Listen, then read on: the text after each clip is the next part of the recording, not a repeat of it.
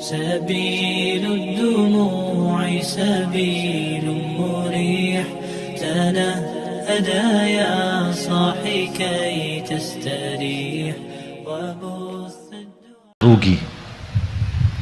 Wallahi terjamin berkah, rizkinya terjamin lancar, bahkan membuat hati kita tenang karena kita hidup apa adanya.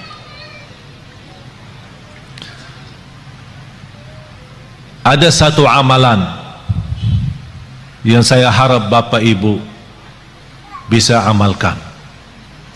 Dan sebenarnya saya selama di Indonesia, saya melihat gerakan zakat di Indonesia cukup luar biasa.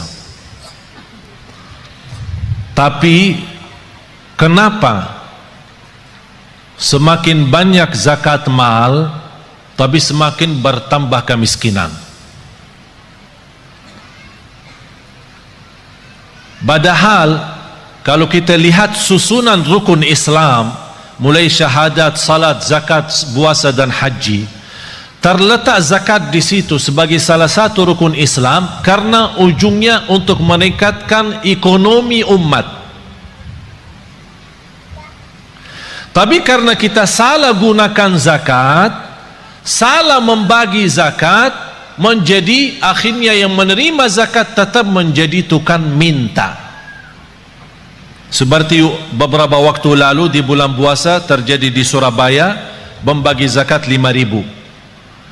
Sampai di kampung itu gesa-gesa orang, ada yang terinjak, ada yang terluka karena katanya zakat beroran 5.000. Ada di satu daerah 20.000. Ini bukan namanya zakat. Dan bukan begitu ajaran Islam untuk menjalankan zakat. Saya pernah diajak sama orang kaya kepada salah satu pesantren. Dia bawa uang banyak. Bayanan saya, dia musarahkan kepada pesantren untuk kebinaan. Pas begitu sampai di sana, dia minta anak-anak santri dikumpulkan. Semuanya antri satu persatu dan dia kasih mereka 50 beroran. Habis itu dia minta sama, ya Syekh tolong ikut bantu bagi. Tidak mau saya bagi karena bapak itu salah menjalankan zakat seperti ini. Zakat itu lebih baik kita membina seorang, 2 orang, 3 orang, tapi bina total sejak dia kecil sampai besar. Dia anak yatim sampai dia tamat sekolah, bahkan kuliah sampai dia bisa mandiri sendiri. Itulah namanya zakat yang bisa membuat orang lain bisa hidup mandiri, bahkan besok dia bisa memberi zakat daripada menerima zakat lagi. Kalau kita kenal keluarga miskin, kita bisa memberikan modal bisnis dengan kontrol. Kita buat program dan kita tetap kontrol mereka supaya tidak salah guna modal itu.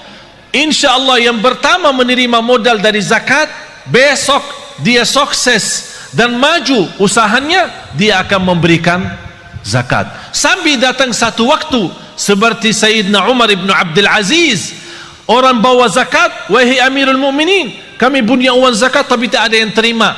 Ternyata karena semua penduduk di zaman Umar bin Abdul Aziz adalah memberi zakat, tak ada yang menerima lagi.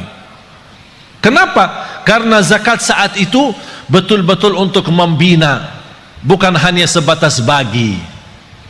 Oleh karena itu saya harap termasuk Yayasan Nurul Hayat tolong difikirkan bagaimana cara orang-orang yang kita lihat dia baik, salih, salihah, tapi dibutuhkan pimpinan, dibina mereka supaya mereka bisa berusaha sendiri, berbisnis sendiri, apapun yang mereka mampu, apa itu dalam jahitannya, apakah itu dalam masakan makanan, apa itu, apa saja kemampuan mereka, kita bisa support mereka dengan modal zakat. Nanti dari situ awal-awalnya bisa 1 tahun 2 tahun dia tetap menerima, tapi besoknya insya Allah terjamin dia akan memberi. Akhirnya lama-lama semakin sedikit berkurang menerima, semakin banyak bertambah memberi. Akhirnya di situ tambah kekayaan umat dan terlihat ekonomi umat Islam semakin membaik. Itulah inti daripada zakat. Oleh karena itu jamaah sekalian, kalau anda punya uang untuk zakat, jangan dipecahkan. Misal zakat mal 5 juta, jangan kasih anak yatim 50, 50, 50. Bina satu anak yatim, bina 2 anak yatim, dan dibantu insyaAllah sama Yayasan Nurul Hayat. Kira-kira dibutuhkan pembiayaan bertahun, sekolahannya, kesehatannya, pakaiannya, semua segala, belajarannya, pendidikannya. Apa yang dibutuhkan seorang anak di usia gini sampai 1 tahun, dihitungkan kira-kira biayanya berapa. Alhamdulillah terhitung kira-kira dalam 1 tahun 3 juta. Berarti uang zakat kita 6 juta bisa membina dua orang.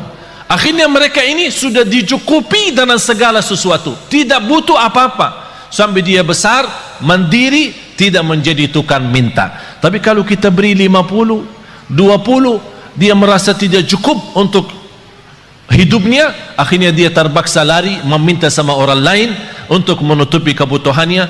Itulah tersebar anak-anak kita selalu menjadi tukang minta, bukan menjadi berguna bagi negeri ini.